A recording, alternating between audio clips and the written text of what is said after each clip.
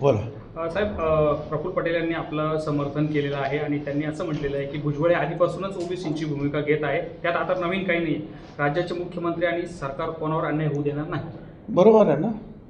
त्यांना ते कल्पना आहे की आज 35 वर्ष म्हणजे शिवसेना सोडली मी, तिथे सुद्धा मी आमदार होतो, शिवसेना नेता होतो. बाळासाहेबांबरोबर 25-30 वर्ष मी काम केलं. शिवसेनेत मी 2 वेळा महापौर आमदार झालो मुंबईचा.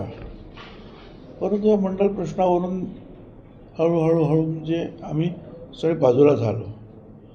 आणि मग पवारसाहेबांच्या काँग्रेसबरोबर काँग्रेसमध्ये आल्यानंतर मंडल आयोगाची जी अंमलबजावणीसुद्धा त्यावेळेला झाली. आणि तेव्हापासून काम करतो आहे मी सतत. अनेक ज्या संधी आल्या राजकारणातल्या त्याच्याकडे मी पाठ फिरवले. काही वेळेला नुकसानसुद्धा झालं, पण त्याची मला पर्वा नाही. आणि सातत्याने केवळ मुंबई महाराष्ट्रात नाही तर संपूर्ण हिंदुस्थानामध्ये ज्या आहेत रॅली घेतल्या गेल्या. अगदी रामलीला मैदान पूर्णपणे भरलेलं. त्यावेळेचे सगळे जे पार्लमेंट चालू होते, पवारसाहेब, लालू प्रसाद यादव, शरद यादव, डी राजा, ईश्वरी, सगळी मंडळी तिथे आली काँग्रेसची सहित. आणि मैदान भरलेलं त्यांनी पाहिलं. संपूर्ण देशातून लोक आले होते, महाराष्ट्रातले नव्हे फक्त. तर हे काम पटणाला सगळीकडे हो. तर हे कामाचं चालूच आहे ना. आणि आता सुद्धा हा जो सोकाळ जो आहे हा वाळूवाल्यांचा आणि दारूवाल्यांचा नेता आहे तो, मी कधी बोलत नव्हतो त्याच्याविरुद्ध. पण 2 वर्षापूर्वी ज्या वेळेला बीडमध्ये त्याने आमदारांची घरं जाळली, पवारसाहेबांचं आमदाराचं घर जाळलं, राष्ट्रवादीचे प्रकाश सोळंके त्यांचं घर जाळलं, अमरसिंग पंडित त्यांच्या घरावर दगडफेक केली, हॉटेल जाळलं. आणि जणू काही सरकार नाहीच अशी परिस्थिती निर्माण झाली. मग मी गेलो आणि मग मी त्या लढाईला सुरुवात केली. आणि ते पण तिकडे सांगून राजीनामा देऊन मी जातो आहे, मी आता भूमिका घेणार. आणि त्यावेळेला त्याने सांगितलं की तुम्ही तुमची भूमिका मांडा, आमचं काही म्हणणार नाही. राजीनामा काही प्रश्न येत नाही. त्यात नवीन काही नाही ना. आणि तो जो आहे काहीतरी बोलतो आपला, तिथे हॉस्पिटलमध्ये झोपतो का, उतरली त्याची का ताबडतोब तुम्ही तिथे असता बरोबर, ताबडतोब काहीतरी बडबड करतो. आता त्याला उत्तर नव्हतं, किती ऐकायचं त्याचं. बरं, आम्ही आमच्या सगळ्या लोकांना सांगितलं की तुम्ही जो काही आपला GR आहे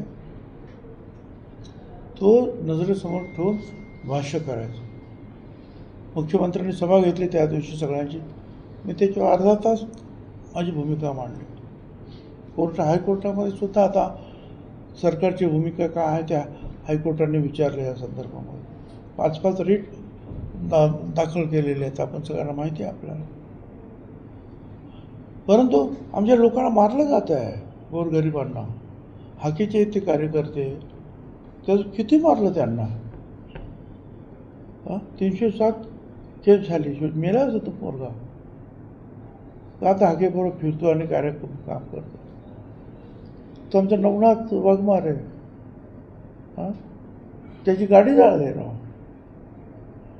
काय दादागिरी काय चालली आहे तुझी. आपण भुजबळ बघ्याची भूमिका घेऊ शकत नाही. तुमचं चाललं ना की अजितदादांनी असं केलं. अजितदादांनी मला काही बोललेलं नाही. आणि अजितदादा काय बोलायचं असेल ते बोला, मला बाजूला घेऊन बोलतील, हे करा, असं करा, असं करा, हे करा, हे न करू. समज. मग तुम्ही काय ते वडाची साल मग काय लावता ना, पिंपळाची साल वडाला लावतात का काय, तसं तुमचं चाललेलं आहे. त्याच्यामुळे तो काहीच मुद्दा येत नाही. काय त्याच्या एका वकिलानं असा दावा केला. चौकशी करते मी, पोलीस आहे त्याच्यामध्ये.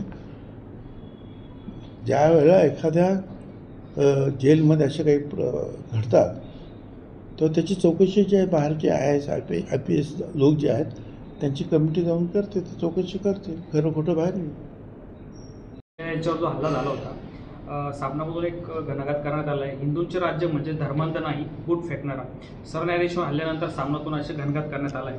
हिंदूंचे राज्य म्हणजे अडाणी, धर्मांधांचे राज्य नाही. पण भारतीय जनता पक्षाने धर्मांध अंधभक्त म्हणजे हिंदुत्व हा विचार लोकात रुजवला व राज्य केले. सरन्यायाधीश गवई यांच्यावर जो बूट फेकण्याचा प्रयत्न करणारा वकील राकेश किशोर हा अशाच अंधभक्ताचा बाप दिसतो, अशा शब्दातून सामनातून घणाघात करण्यात आला. आता सामना हा विरोधी पक्षाचा आहे, तो काय म्हणेल त्याहीपेक्षा इथे देशाच्या प्रधानमंत्री मोदी साहेबांनी या गोष्टीचा निषेध केलेला आहे. हे चालणार नाही म्हणून सांगितलं आहे. पवार साहेबांनी केलं, मुख्यमंत्र्यांनी केलं, सगळ्या मुख्यमंत्र्यांनी केलं, उपमुख्यमंत्र्यांनी केलं. देशातील सर्व विरोधी पक्षनेत्यांपासून राज्यकर्त्यांपर्यंत सगळ्यांनी याचा निषेध केला आणि तो अगदी योग्य आहे. याचं कारणच आहे बाबासाहेब आंबेडकरांनी जी घटना लिहिली त्या घटनेतून हे जे काही घटक आहेत, एक तर संसद कायदा बनवणारे, प्रशासन अंमलबजावणी करणारे आणि त्याला मदत करणारे, त्याच्यातले चूक असेल तर बोलणारं, बोट ठेवणारं, लोकांना न्याय देणारं, न्यायसंस्था, या तिन्ही शाबूत आहेत. म्हणून ही लोकशाही आपली आज 75 वर्ष या देशामध्ये शाबूत आहे. आजूबाजूच्या सगळ्या देशातली लोकशाही गेली आली, आपली अजूनपर्यंत अढळ आहे. याची कुठल्याही एखाद्या घटकाला, संस्थेला धक्का लागला तर ती लोकशाही डळमळीत होईल. आणि म्हणून सगळ्यांनी अतिशय विचारपूर्वक त्या कृत्याचा निषेध केलेला आहे. मी सुद्धा निषेध करतो.